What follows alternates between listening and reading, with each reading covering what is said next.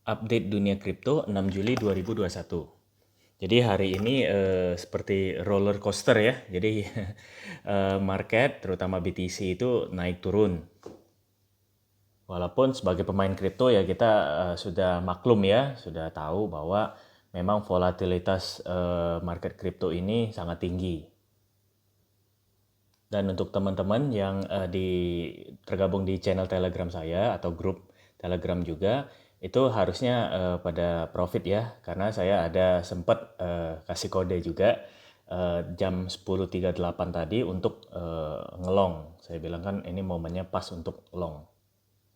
Dan setelah itu jam 11 lewat 4 itu ya tiba-tiba memang harganya memang naik tinggi. Walaupun sekarang sih turun lagi, tapi kan pasti sudah pada TP lah ya, udah ngerti kalau main futures.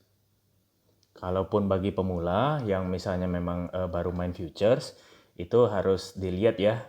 Intinya kalau misalnya harganya naik tinggi, kita kan pasti sudah ada target TP-nya berapa. Nah itu disesuaikan sendiri.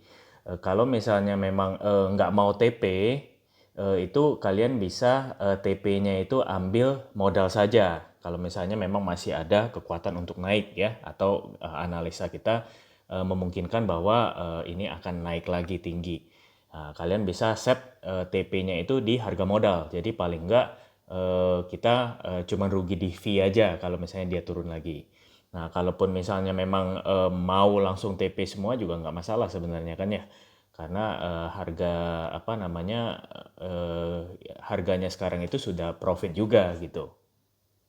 Kalau saya sih sudah saya targetkan setiap saya open posisi itu ketika saya untung sedikit 0,45% dari modal saya langsung TP. Jadi begitu saya open posisi saya langsung hitung 0,45% dari situ itu berapa harganya. Nah, itu saya TP. Terus kalau harga naik lagi gimana? Ya udah, apa boleh buat gitu ya. Yang penting kan kita ada target sendiri. Nah, kalau misalnya ada juga tipe pemain futures yang set TP-nya itu berubah-ubah. Jadi dia pantau terus, misalnya naiknya tinggi, dia set TP-nya mungkin lebih sedikit dari modal gitu ya. Nah, kalau misalnya naik lagi, dinaikin lagi TP-nya, disesuaikan dengan keadaan. Itu pun juga bisa. Nah, itu beda-beda tipe trader futures lah. Jadi kira-kira kalian cocok yang mana, ya itu bisa disesuaikan strateginya. Nah, sekarang kita coba melihat update-update atau data-data menarik apa di market hari ini. Halo teman-teman, nama saya Rico. Di sini, di channel ini, kita akan sama-sama membahas mengenai makroekonomi dan juga tentu spesifik mengenai kripto. Jika Anda baru pertama kali masuk ke channel ini atau menonton video ini, silakan subscribe ya, karena saya akan usahakan untuk update video setiap harinya supaya bisa mengupdate teman-teman juga di dunia kripto ini seperti apa. Nah, sedikit membahas mengenai futures tadi ya. Tadi itu saya sempat info mungkin di sekitar harganya BTC segini gitu. Tetapi kenapa saya bisa tahu itu kira-kira akan naik? Yang pertama itu karena tweetnya Elon ini. Jadi ini walaupun cuma meme ya, gurauan aja gitu, bahwa Warren Buffett bilang find as many coins as you can and fast. Jadi maksudnya apa namanya, kumpulkan koin-koin gitu ya. Ya ini jelas menurut saya pasti palsu lah, karena Warren Buffett kan memang anti Bitcoin gitu. Dan menariknya ini juga langsung di-delete ya. Jadi sekarang saya cari-cari sih nggak ada lagi di Twitternya Elon Musk. Nah, tweet ini sendiri sebenarnya nggak begitu berdampak gitu pada waktu itu ya.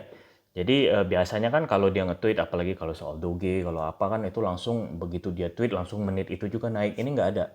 Nah, jadi masih santai aja gitu kan grafiknya. Jadi saya lihat walaupun dia otomatis biasanya ini ya yang saya lihat polanya, kalau dia tweet negatif itu memang bakal crash itu mungkin karena bukan dia pemicunya, tapi dia tahu akan sesuatu akan terjadi gitu ya. Nah, kalau positif pun mungkin seperti itu gitu. Sejauh ini tanggapan saya seperti itu. Nah, jadi paling enggak ini ada momen positifnya. Nah, itu pertama. Kedua, kalau dilihat dari technical itu juga momentumnya itu sudah pas. Kalau menurut saya itu harusnya dia akan naik gitu ya. Jadi makanya saya berani ngelong waktu itu ya karena pertimbangan dua hal itu. Tapi seperti biasa ya, namanya market crypto, kalau ada yang turun pasti ada yang naik, ada yang naik pasti ada yang turun. Dan waktunya juga cukup cepat. Jadi makanya kita harus mengambil strategi yang cukup cepat juga gitu ya. Makanya kalau kayak saya bilang, future saya 0,45% saya lepas, saya nggak mau pusing gitu ya. Karena toh memang bukan untuk disimpan gitu. Kalau disimpan kan saya mainnya spot, saya beli koinnya ya udah saya mungkin tunggu sampai dia naik kira-kira begitu ya. Nah, selagi kita di coin market cap ya, saya ingin bagiin coin market cap ini kan dia ada bagian yang namanya eh, earn ya. Jadi kalian bisa dapat kripto gratis dengan belajar mengenai projectnya. Jadi kalau itu kalian bisa ke misalnya ke menu ini, ke menu, terus ke bagian learn, nah, terus ada pilihan earn. Nah, saya lihat ini ada beberapa campaign ya yang live. Jadi mungkin teman-teman yang mau belajar tentang project baru dan juga ya dapat hadiah gitu, mungkin berapa dolar ya. Nah, kayak gini ada yang namanya FOC gitu ya, Force.trade, DeFi dan NFT platform. Terus ada, nah tapi perhatikan yang ada tulisan live. Nah, this campaign is live berarti masih berjalan gitu. Jadi kalau yang lain kalau sudah tidak berjalan ya nanti nggak dapat rewardnya. Nah terus ada ini juga GRT, nah the graph. Nah ini bisa ya kalau misalnya kalian ada waktu dan memang pengen tahu ya lebih banyak mengenai project-project dan ya sembari mendapatkan berapa dolar dalam kriptonya ya why not gitu untuk belajar. Nah, kalau dari berita ini agak sedikit aneh menurut saya ya. Jadi dari CoinDesk ini beritanya katanya UBS Group itu memperingati atau memberikan warning ya kepada klien-kliennya untuk menjauhi kripto. Terutama mereka bilang mengenai crackdown di China gitu ya tentang mining gitu. Jadi resikonya besar untuk main kripto ini. Nah, mengapa aneh menurut saya? Karena ini, jadi ada direspon oleh ya mungkin teman-teman netizen di Twitter itu bahwa di bulan Mei UBS itu justru ini bisa dilihat ya di apa namanya tulisannya di situ bahwa mereka lagi mencari cara untuk menawarkan kripto ke klien-klien bilionernya gitu ya. Jadi kok dalam 1-2 bulan aja sudah berubah begitu. Nah, antara dari UBS-nya yang blunder atau medianya yang blunder, saya nggak tahu.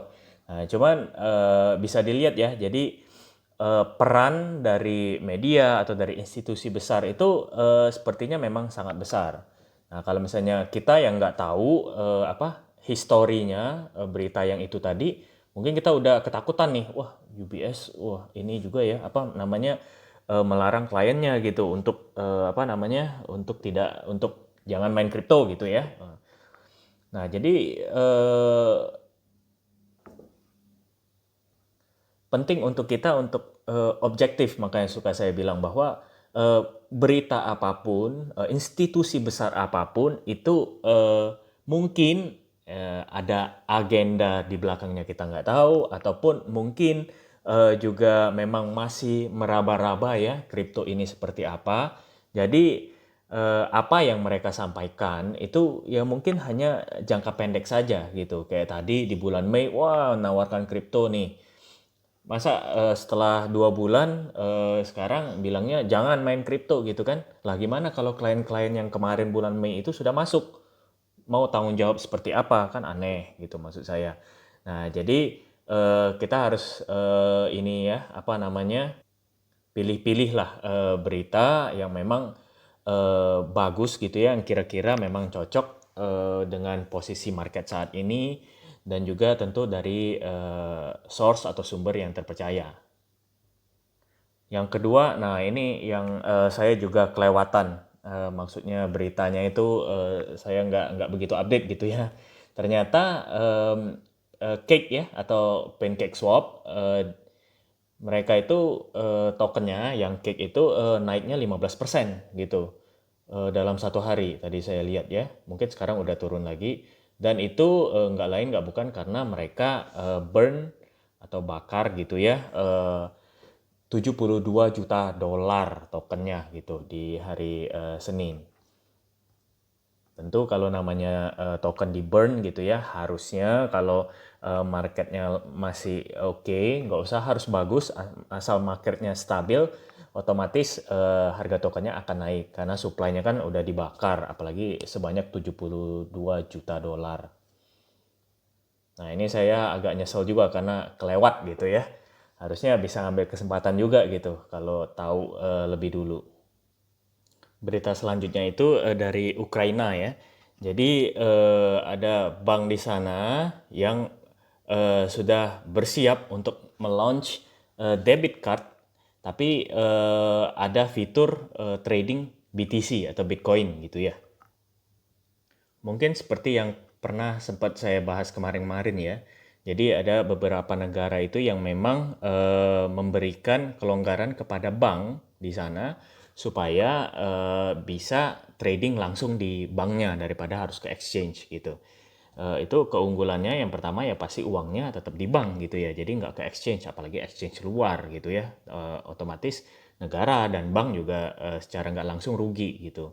Nah, kalau misalnya mereka bisa langsung trading di banknya kan, yang pertama kita nggak harus bayar admin, penduduknya nggak harus bayar admin, terus juga uangnya di bank, jadi ya lebih leluasa lah. Cuman memang kejelekannya ya berarti secara nggak langsung aktivitas kita ya masih track ya, termonitor gitu aja.